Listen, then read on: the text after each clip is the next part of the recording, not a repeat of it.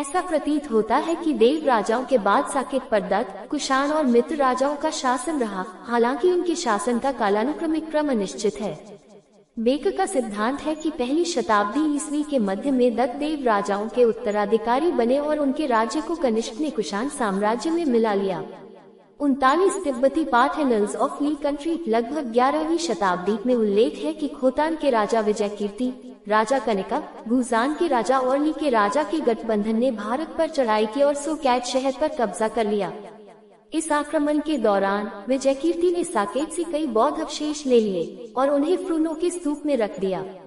यदि कनिका को कनिष्क के रूप में और तथाकथित को साकेत के रूप में पहचाना जाता है, तो ऐसा प्रतीत होता है कि कुषाणों और उनके सहयोगियों के आक्रमण के कारण साकेत में बौद्ध स्थल नष्ट हो गए। फिर भी कुषाण शासन के दौरान साकेत एक समृद्ध शहर बना हुआ प्रतीत होता है। 40 दूसरी शताब्दी के भूगोलवेत्ता टॉलेमी ने एक महानगर सगेडा या सेगोडा का उल्लेख किया है, जिसकी पहचान साकेता से की गई है। 36 सबसे पहला शिलालेख जिसमें साकेत को एक स्थान के नाम के रूप में उल्लेखित किया गया है, वह कुषाण काल के उत्तरार्ध का है। ये श्रावस्ती में एक बुद्ध छवि के आसन पर पाया गया था और साकेत के सिंहादेव द्वारा छवि के उपहार को रिकॉर्ड करता है। 39 ऐसा प्रतीत होता है कि कुषाणों से पहले या बाद में साकेत पर राजाओं के एक राजवंश का शासन था, जिनके नाम मित्र में समाप्त होते थे और जिनके सिक्के अयोध्या में पाए गए हैं। वे संभवतः किसी स्थानीय राजवंश के सदस्य रहे होंगे जो मथुरा के मित्र राजवंश से भिन्न था।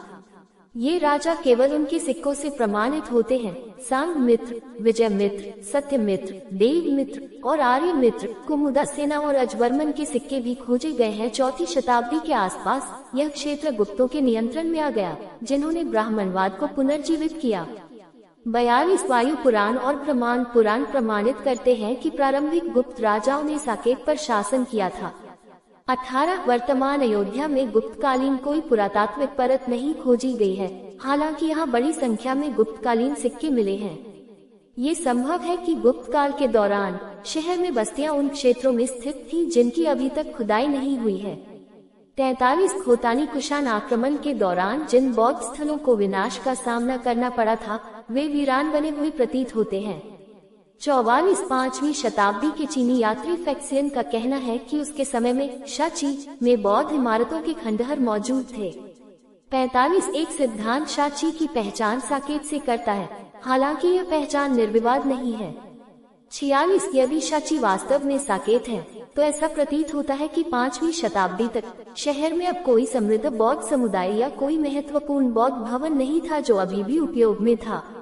36 गुप्त काल के दौरान एक महत्वपूर्ण विकास साकेत को इक्ष्वाकु वंश की राजधानी अयोध्या के प्रसिद्ध शहर के रूप में मान्यता देना था। 42 कुमारगुप्त प्रथम के शासनकाल के दौरान जारी 436 ईस्वी के कर्मदन शिलालेख में अयोध्या को कोसल प्रांत की राजधानी के रूप में नामित किया गया है और कमांडर पृथ्वीसेन द्वारा अयोध्या के ब्राह्मणों को दान देने का रिकॉर्ड है। 47 बाद में गुप्त साम्राज्य की राजधानी पाटलिपुत्र से अयोध्या स्थानांतरित कर दी गई। परमार्थ में कहा गया है कि राजा विक्रमादित्य शाही दरबार को अयोध्या ले गए। जुआनज़ेंग ने भी इसकी पुष्टि करते हुए कहा कि इस राजा ने दरबार को श्रावस्ती देश यानी कोसल में स्थानांतरित कर दिया था। 48 अयोध्या की एक स्थानीय मौखिक परंपरा, जिसे पहली बार 1838 में रॉबर्ट मॉन्टगोमरी मार्टिन द्वारा लिखित रूप में दर्ज किया गया था। 49 उल्लेख किया गया है कि राम के वंशज बृहदबाला की मृत्यु के बाद शहर वीरान हो गया था। ये शहर तब तक वीरान रहा जब तक कि उज्जैन के राजा विक्रम इसकी खोज में नहीं आए और इसे फिर से स्थापित नहीं किया। उसने प्राचीन खंडहरों को ढकने वाले जंगलों को काटा, रामगढ़ किला बनवाया और 360 मंदिर बनवाए।